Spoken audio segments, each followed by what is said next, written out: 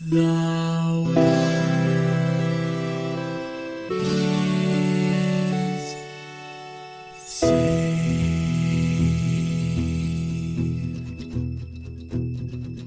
The living room's dark, save for light being cast from the big TV screen and the imminent sunrise that's teasing the one starry sky with whispers of morning. Hey, George. Hey, Lions. I'm in your house. You are in my house. This is one of those fun things where, you know, every time I'm in your house, I feel the need to draw attention to it because it is such a rarity and such a joy, pleasure. Pleasure? Let's Joy? go with pleasure. Yeah. Yeah, sure. They won't know I'm lying. Nope. So what did we play? We played nothing. We played 26 games. 26 games. 26 games. Yeah. So we talked in 2017. So much. We spoke. We talked. We speaking. There it is. Thank you. It's speaking. We spoken about about doing a year, like a year in review kind of thing. Yeah. And then we promptly didn't. Well, if memory serves, what we did was we did one, and the episode was so powerful that we had to lock it away inside of a special container, which we then called the Ark of the Covenant, which is being analyzed by top men. But while that's getting done, we figured we'd do another episode. Yeah. Yep. I'm trying. So what format did we store this thing on when we put it in? I'm imagining the golden record that we sent into space on the Voyager spacecraft. Yes. Yes. It Okay. is Good. absolutely that. Good. Written in Aramaic. Not a record like a log, like a record, like a pressed. Yes. Yeah. And I'm saying that because I know my Aramaic is spotty, but I was impressed with how well you remembered it. Well, I mean, a lot of practice. So what we're going to do is the 2017 year in review we never did. Correct. So here is the rub. These are our bottom 3 and top 3 picks only of the games we played in 2017. Mm-hmm. We're going to count up from the bottom. So we're going to do third worst, second worst, worst. Yes. Then third best, second best, best. Correct. Right. And we're each going to get a chance to defend, why we picked our game. But I think the important thing here is, one, we do not have to be aligned with how we felt previously. Correct. So for that, do not add us. Right, because honestly, we were talking about this and we were both going through it. It's like, oh, well, what did I say the last time? Then we realized we would have to listen to all of our old episodes. And I mean, I wouldn't do that to my worst enemy. I would make anybody listen to this. So we decided not to do that. And to just, because you know what? Oh, because you know what it is. You know what going back and listening to all of our episodes would be? Masturbation. I mean, how are you doing that? No, deep down at its core, you know what that is? That's research. Ooh.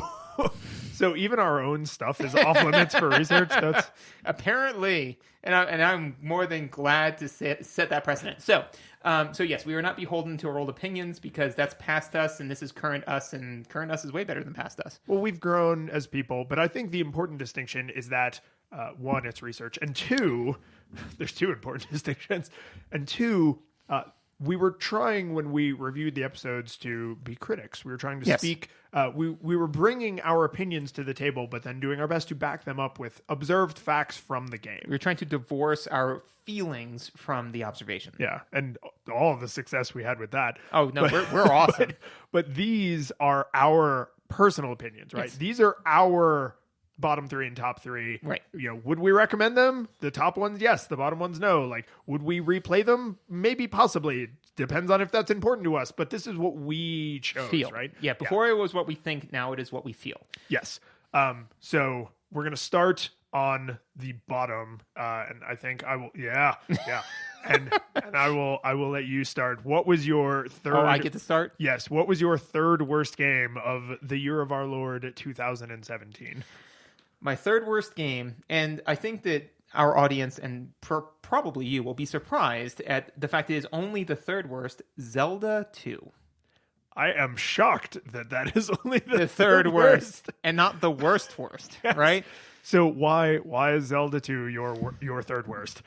I mean, have you ever gone into a really, really nice restaurant, and just ordered a really, really nice meal and been like, this isn't really my cup of tea because, as Aziz Ansari would say, I don't like giant pieces of shit in my tea.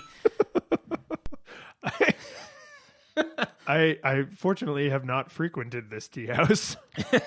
But no, I mean, honestly, the big thing with Zelda 2 is, one, I had not played it before. I wish I could still say that, but I cannot. It's So many regrets.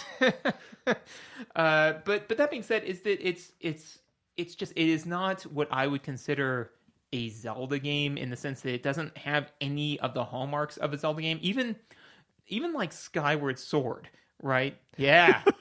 Even Skyward Sword has some like things you can point to and be like, this is a Zelda game. This was a wild swing from Nintendo's point, and you can't fault them for wild swings. But this was a huge miss, and the fact that it retains the Zelda title, of which I am very defensive of, almost zealotous of, is a huge problem for me. The one best thing I can say for this game is that they didn't use the music.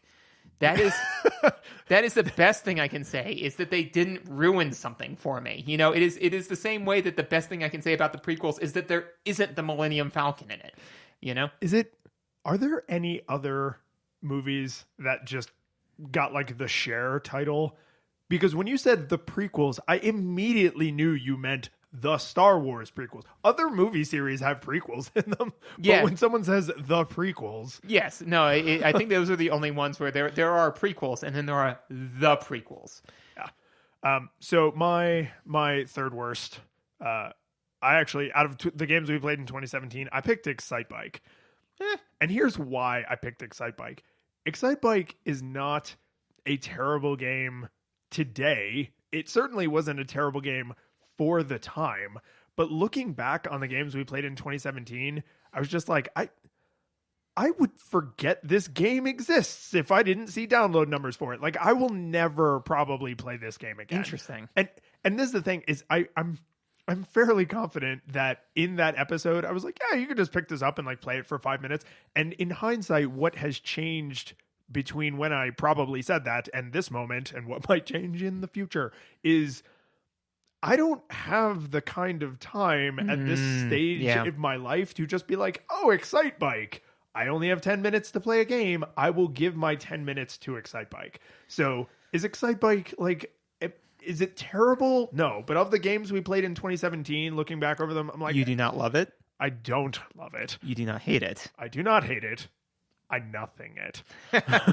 And that is fair. To be fair, the only reason why Excitebike wouldn't list in that same genre for me is purely because of my nostalgia goggles. Like I had a tremendous amount of time spent playing this game with friends at their houses, and so purely rose-colored glasses on my end. And I don't recall ever playing this with anyone else. Right. It's certainly, at least not extensively, right? And I don't have your love-hate relationship with the purple guy, so That purple guy will burn in hell. I've actually I've got some things in the works with the purple guy. I don't want to get, for legal reasons, I can't get too in depth, but don't worry, he'll get his uppins will come. For me, number 2, so the second worst game, not the worst, the second worst. And this was a struggle because I had this as the worst, but then something else unseated it. But it's Golden Axe, man. yeah, it's Golden Axe. Yeah, it is up top. Yeah, no. So we'll just do this one as a joint, So, because it was your second too? it is also my second one. Baller. Yeah. Love it. Love everything about it. Great minds, something. It's so bad. It's so bad, It was dude. so unfun. Here's the reason why for me is that one is there's two reasons. One is that the name of the game should be Golden Axe. Am I in the same plane as my enemy? I have never seen a game that was so discriminatory of whether or not you were perfectly lined up. Well, because every plane is 0 pixels thick. So you have to be on the exact same 0 pixel line. Yeah, Which, it was like in science museums where you had like the depth perception like exhibit where you would like roll a stick far away and be like, how far away is it? Were you right? Now close one eye and see if you can tell how far away it is. Yeah, exactly. That kind of nonsense. And two, literally, I loved this game as a kid. I loved it. I played hours and hours of it. I love this game so much. If you had told me before I had replayed it, should I play Golden Axe? I'd be like, yes, you should play Golden Axe. It's amazing. And I went back and played it. And then literally amongst friends, people have asked me, why are you the way that you are? And I say, because of Golden Axe. So yeah, it's pretty atrocious. Yeah, and I think the hitbox is, you can't say enough bad things about it because it is a beat 'em up game, right? And so collision detection is everything. Hypercritical. Yeah. So it just sucks all of the enjoyment out of it, right? And like a lot of older games, can you memorize the crazy idiosyncrasies and force your muscle memory to override the information your eyes are giving you so that you're always on the exact right plane? Yeah, you absolutely and totally could. Is that any fun? I don't think so. You don't think so. And do you want to know the worst part? Every time I think, and I don't think I mentioned this on the original episode, but every time I picture Golden Axe, do you know what I actually picture? What? Altered Beast, which I have fond memories of. So your brain just keeps going, shh, shh, shh. No, not this. The other thing. Yeah. Yeah. So that's not, I don't nothing this game. I actively hate this game because when I think of this game, I'm like, Golden Axe, yeah. No, I'm thinking of Altered Beast. Oh, I hate Golden Axe. Yeah. No, I mean, and the reason why this one's number 2 for me is that I feel like it betrayed me, you know? Oh yeah, no, your nostalgia goggles, like, it lifted them up and did the Three Stooges poke in the eyes. Yeah, no, I was so frustrated because I remember, to wax nostalgic, I remember, we had played, Super Mario World, and of course that was Super Mario World, right? And we played, then we played Sonic 2, and I was like, dude, Sonic 2 does not hold up, man. Like it's got this problem, it's got this other problem. Like I remember it very fondly, but I don't know, man. It's not as good as I thought. I remember sitting on my friend's porch and him defending it, and me being like, "Nah, man, it's not as good as you think." And then we played Golden Axe, and I was like, "Okay, so I may have miscalibrated my feelings on a lot of stuff because I thought I experienced a 1 and a 10. Apparently, I experienced a 10 and like a 6 because the 1. Apparently, I thought I had hit rock bottom, but apparently there's rock bottom, 50 feet of poop, and then Golden Axe." Zing. Boom goes the dynamite. Oh god, it's so unfun. It's bad. Yeah. So what was your number one worst game? The worst game. Home Alone 2. Home Alone 2. Home Alone 2. I mean, you're not wrong, because it's not. But why? It's not a game. It's just blanket insanity. It's there's no rhyme or reason. There's no real learning curve to it. Some things hurt you, some things don't. You can't tell what's in the background. So all of that, right? Like you can't tell what's in the background or the foreground. You can't tell what you're supposed to do at any point in time. You can't tell who's going to hurt you and what won't. Some of the things that hurt you do a little bit of damage because you have health, and some things just straight up kill you, which is weird given the context. And that brings me to the big thing, is the context is viscerally offensive, right? Because the big issue is that why in this game, because I think I said at the time, and I stand by this, is what you should have is like a mayhem meter, right? And when your mayhem meter gets too high, an adult comes and puts your shenanigans to rest, as they should have in the movie. The reason why he got away with this in the movie is because his shenanigans were just in that mid-range of wild enough that it caused hilarious problems, but not so wild that somebody said okay, we're going to intervene now because we are adults and this is a child. That's what they should have done. Instead, they had a health meter, which means these people are actively hurting you. Yeah. / the big guy in the hotel that picks you up by the back of the neck and strangles you to death. Which I remember that part of the movie. It was very tragic. It was weird. And then then came at the midpoint. Necromancer has to come and raise Kevin from the grave. That's an Altered Beast reference because that's how the game starts. Oh, really? No, that's interesting because I was just going to say that necromancers are just healers that are a little too late. Yeah. No, the very first thing that happens in Altered Beast is there's the graves, and then the terrible Genesis voice acting, rise from your grave, and then the guy in his weird bikini gets up, and that's how the game starts. So there's all of that, and the fact that you have burglars like jumping out of bushes to pipe you to death. They're homeless people. Oh, I thought they were the. I mean, they are. I'm being really insensitive. Okay, cool. But all of that wouldn't have made it. That would have made it my second, and I had Golden Axe at the top, right? But then I remembered one crucial detail: is that it is in our top 5 for downloads, and I find that offensive because it's so terrible, and yet because like the way it's like from the grave niggling at me is because it completely destroys all of our metrics, theories, and hypotheses on what episodes sell and what episodes don't. Because we're like, well, Chrono Trigger. Oh, well, Chrono Trigger. I mean, that makes sense. It would be the most. And it's like, and what's our second most? It's like, oh, what's this other one? Oh, well, that makes sense. What's our third most? Home Alone 2. What? So that's what pushed it that inch above the Betrayal. Because like the Gauntlet Betrayal, the Golden Axe Betrayal, that's old. That's old hat. This is the current. I am currently being betrayed by this game. And more every day. Yeah, more and more every day. Go back and listen to the episode. Make me angrier. I mean, that's probably what's going to happen. So my worst, I put Zelda 2 here. And the reason I say Zelda 2 gets my worst for our 2017 games is a personal, like a personal failing. Because Nintendo, as you said, like they tried a bunch of new things, right? They were trying to be different. They were trying a lot of things that didn't work, but there are some things that they actually kept around. There are things that you can see. It's like, oh, if they'd done it slightly differently, it might have worked better, right? There's a lot of new things, right? There's no isolated variables. There's 50 new things between Zelda and Zelda 2. Let's throw a game at the wall and see what sticks. Yeah. And I agree with you. I don't fault them for that because everybody can make a Mario clone. Once Mario existed, everyone rushed to copy it, right? Once Zelda existed, they were like, what if we tried to do something different and saw what was good about this different thing, right? So I don't fault them for any of that.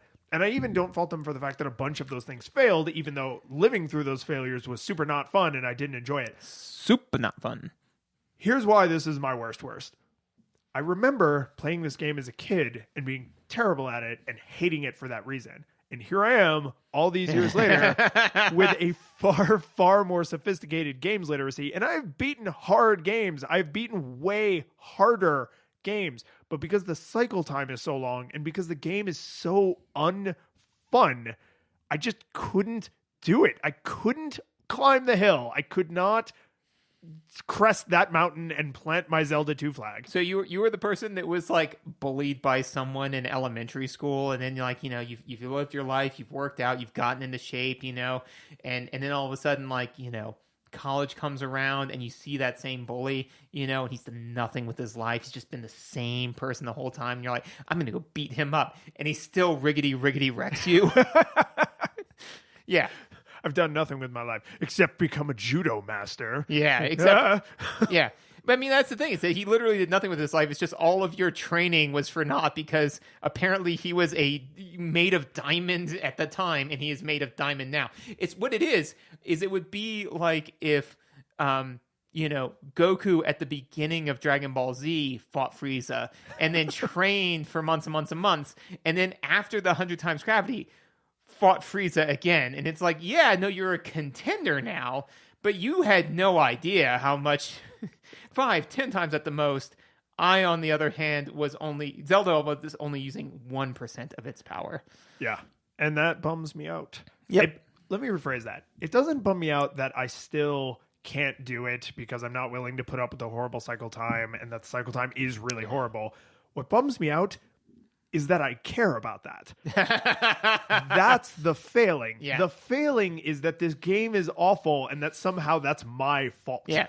And that is why I hate this game, because when you can nothing a game, right? Like Excitebike will never haunt me. Right. Because I just never have to think about or play Excitebike again after this. But Zelda 2 haunts me. Yes. And that is not a failing on Zelda 2's part. That is a failing on my part. And a bad game should not make me feel like a bad gamer. And yet, here we are. Yeah. All right, so those were our bottom three. Bottom three. So top three. So since I went first on the bottom three, First on the top 3. So my third best of our 2017 games is Mega Man X. I mean, yeah? No. No? Okay. No. I mean, like, not number 3. But you're feeling it, right? Oh, yeah. Because this game is just so good. It's so shockingly good. It is held up so unbelievably well because this was the sweet spot of Super Nintendo pixel art. So the graphics look exactly the way you remember them. Mm-hmm. The music is exactly as catchy as you remember it. The controls are exactly as tight as you remember it. Like, it is something to say that, like, oh, I remember that game being really good. And then you sit down after 10, 15, 20 years and play it and you're like, yes, this is exactly how I remember it. Yes. I feel exactly the way I felt as a kid. When I die, it's my fault. When I win, it's my fault, right? Like, it's my success, right? You don't, the levels aren't unfair, just like you remember everything being like super triumphant. And the bosses are, I mean, they're hard because they're Mega Man bosses, but like you learn their patterns and you get the right weapon and like everything just feels so tight and balanced and well thought out and well arranged. It's the right amount of game because the last, like, you know, Sigma, Dr. Wily's, you know, in the Mega Man Classic, and then Sigma's Castle Fortress Workshop. Sigma's Workshop up at the North Pole. Those levels, like, to me, those are the least fun levels in any Mega Man game, is like getting to the final boss. And mainly it's because you know eventually you're going to have to fight all the bosses again. And I just hate that part. Mm-hmm. It's like the boss rush. And so even that part of the game feels like it's just the right length where you get through Sigma's Workshop and you're just like, okay, that was a good amount of video game. Like, I'm done now. Like, I got all the video game I wanted to get out of this video game. It was a perfect experience. I don't feel stuffed, but I'm not still hungry. Like, it's just right. There's very, very little I could possibly even make a stretch to say I would change about this game. Like, it is a nearly perfect game exactly as it is. I'm interested for your next 2 if that's nearly perfect. Right? For me, my third of the top 3, Castlevania. It's just I struggled with that. Yeah. Castlevania almost made my list. Yeah, it's just good. It's hard. It is very hard, you know, but it is ubiquitously fair and interestingly, the cycle time is entirely reasonable for an NES game, Yeah. an NES era game. At that time, yeah. Yeah, I mean, the fact that it's like they give you checkpoints, which is nigh unheard of at the time, you know, and then the worst thing that happens is if you have to continue, you just get knocked back to the beginning of the stage, you know. It is something that I can just boot up and play and just kind of chill through. They have the secondary weapons are unique and interesting, so when you get the right one you get super excited, you know. There was no point in the game where I felt that a failing was that of the game. It was always my failing. I mean, I have gotten completely just lit with some friends and I have said like something Castlevania, and they're like, let's play this. And even when 3 sheets to the wind and playing very poorly, I never got frustrated. I never got angry. I mean, it is just a game that is rock solid. It's like if you hand somebody a Rubik's Cube. If you don't like Rubik's Cubes, that's fine. But if you like them, if you like platformers and you like games that are rigorously fair and they want you to succeed, they want it to be really, really hard, but they want you to succeed, right? This is that game. You know, there's just... I mean, could I have some notes? Are there things that I may do a little bit differently? Are there some difficulty spikes that are a little frustrating? Absolutely. But at the time, having checkpoints and having a game that is this hard and not punishing is really impressive. Yeah, and at this time in history to have done exactly what you just said, the hard not punishing Yes. shows a level of game design awareness. Like, I want to believe that all of those developers went on to lead incredibly successful careers. Because if this was just a bunch of randos hitting a grand slam and then they never made another good game, how sad would that be? Very. And the one other thing I will say about this game, because I never had notes about this, the music is just delicious. I mean, it's iconic. Yeah, it is. I mean, like literally... I've queued this up more times than I can count. When somebody's like, I've never heard of Castlevania, I'm like, let me just queue up some. And to be fair, I don't queue up the original like Nintendo 16-bit version of it. I queue up a modern version of it. But even the Nintendo 16-bit, just it's catchy, it's amazing. I would literally just play through this game just to listen to the soundtrack. Totally. So my number 2 best for 2017, Chrono Trigger. And I know there's no chance in hell we're going to be aligned on this, but Nope. but Chrono Trigger is one of the greatest Super Nintendo RPGs.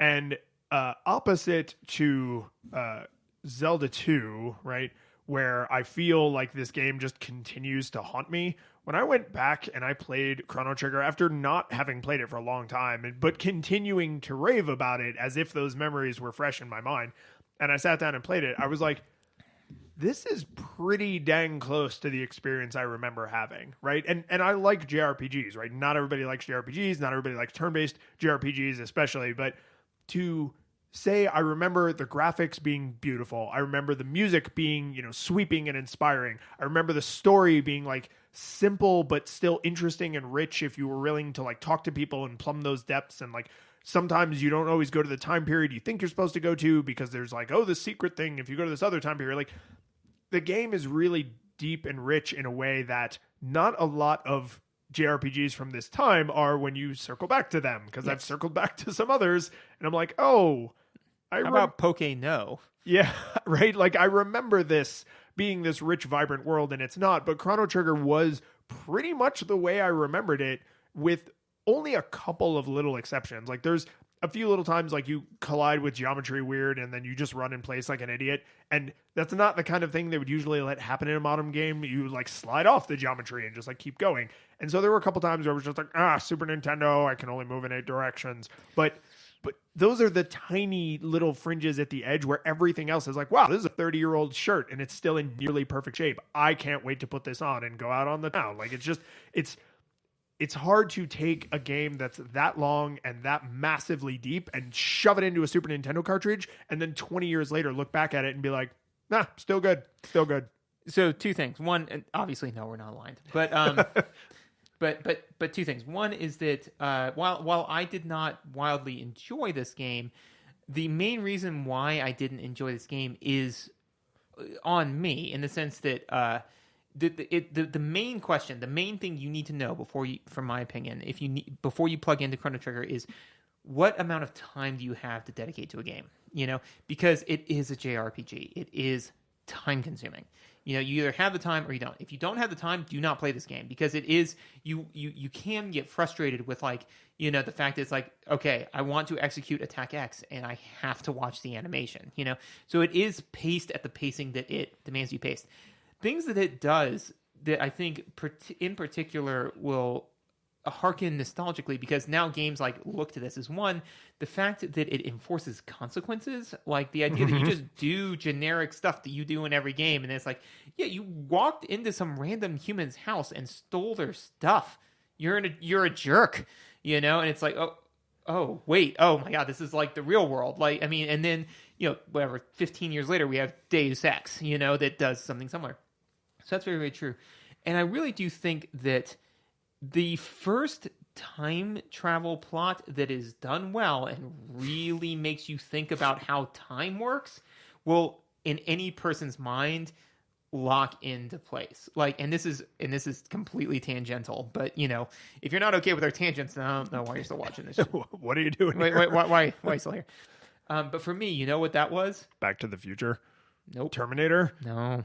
Wait, No, the one that to me, like, really honestly did a time travel plot in a very, because like all of those had like interesting like points, but one that like really played with how time travel works versus a linear perspective versus a time traveler's perspective.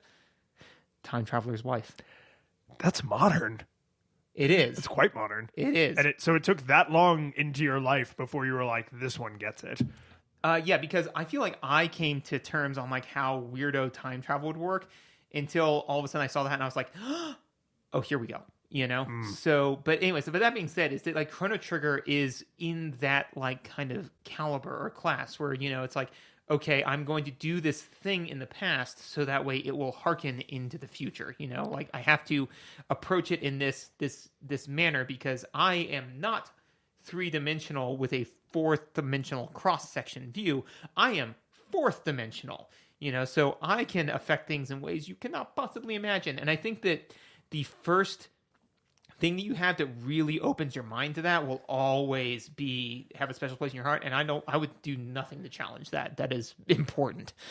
Well, I mean, to take a young kid and, because most people played this game when they were quite young, and sort of say to them like, hey, think about the ramifications your actions will have to other people after you've gone away in the future, right? Yep. And I mean, this measures those time distances in thousands or tens of thousands of years or millions of years at one point, but it's still like that is kind of a weighty concept to put on a kid and say like, travel back in time, travel to before this consequence and prevent the consequence from happening. Like that is neat, but it's also like, I like that JRPGs sort of challenge younger people in that way. And they're like, yeah, this is a complicated thing, but you can do it, champ. Yeah, we trust you to do it.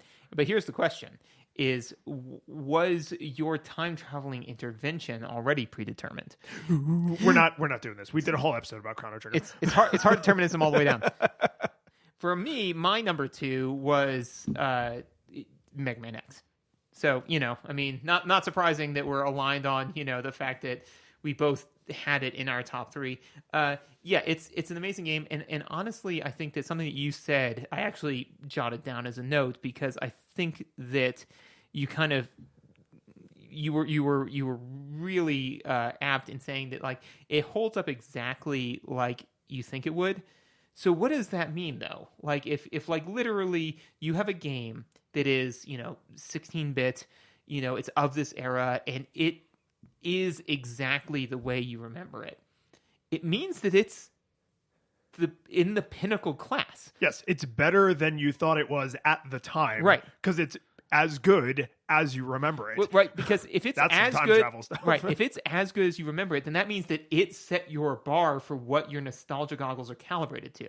Yeah. Right? So that means that like all of the other games you're thinking of, you're viewing them through this lens of it's obviously as good as Mega Man X because that's what. And so when you go back and you're like, oh, these graphics aren't as good. Why aren't they as good? Because they're not as good as Mega Man X's. Why isn't the gameplay as solid? Because it's not as solid as Mega Man X's. Why isn't the story? Why isn't the theming? Why isn't all of this as solid? Because it's not as solid as Mega Man X's. So, yeah, it holds up. It's definitely. I mean, I would plug this in again. I mean, it's the idea of like slowly, and I really like the idea of going back and doing things in like your own order that stages interact with each other. So you can go through and you do Chill Penguin first and all of a sudden Flame Mammoth's stage is like way easier. But that being said, then that means that you've got to go through Flame Mammoth stage and you got to get that particular upgrade because you got to get all the upgrades because you want to be super powerful, right? And getting the Hadouken, like all of this, it's delicious. It's delightful. Yeah. And I think you phrased it just right is when a game is as good as you remember, that's your calibration point, right? Right. And so that brings us to our number 1, right? So number 1, 2017 Nostalgia Goggles games we played is, for me, Super Mario World. Up top. And because of course it's Super Mario because World. Of course it's Super I Mario mean, World. like that's the thing is that everybody probably could have been like, oh, well, what if it's probably just Super Mario World. But sometimes the choice is obvious because it's the right choice. Yeah, and I didn't say this up front when I was sharing the rules with listeners, but we did this in isolation, right? I didn't know what your bottom 3 and top 3 were. You didn't know what my bottom 3 and top 3 were. Correct. Because we wanted to, make a podcast. But I think you could not have more beautifully nailed that. Like everything you just said about Mega Man X exactly applies to Super Mario World, right? The graphics are as good as you remember. The music is as good as you remember. The gameplay is as good as you remember. The sound is as good as you remember. The music and the sound effects are as good as you remember. Like the do do do do do do do do do. It sounds exactly like that. Like there's no difference. It's you are remembering it correctly. You are remembering all other games poorly because you remember this game correctly. Your instrument is broken, but in the best way. Yes, and that's. Because I literally was able to do my bottom 3 pretty quick. My top 3, I chose the games pretty quick, but then I obsessed a little bit. I was like, I don't know. Okay, maybe I'll put this one over there. And when I was looking at Mega Man X and Super Mario World, I was like, these are separated by Chrono Trigger for me for a specific reason, which is Chrono Trigger is not a game I will replay a lot from this point forward in my life. But Super Mario World and Mega Man X are, because they fit better into Your lifestyle. They fit better into my lifestyle for a game I'm going to replay, right? I will play 40-hour and 60-hour JRPGs from this point forward in my life, but probably not the ones I've played 20 times already. Right. But a 3-4 hour game, a 6-hour game that is like one of the best games ever made, let alone one of the best games we played in 2017. Like, yeah, I'll make time for that. And I would rather replay Super Mario World and Mega Man X 10 times than replay Chrono Trigger once. And that's not a knock against Chrono Trigger. Right. It's just return on investment. Right. No, absolutely. I mean, the way you're thinking of like, oh, well, but the cape and the purple Yoshi, but but you can also get the red Yoshi, and the red Yoshi is still garbage, because why would you never always get the purple Yoshi? And I mean, like the yellow Yoshi's the worst though. The ground pound, come on. I don't know, man. I like the ground pound compared to breathing fire. Yep. See, but you know what? The game lets us both have our exactly. play style. No, we get to do what we want, we and really, we both want the purple Yoshi. Yeah, we both want the purple Yoshi. Obviously, you want the purple Yoshi, but.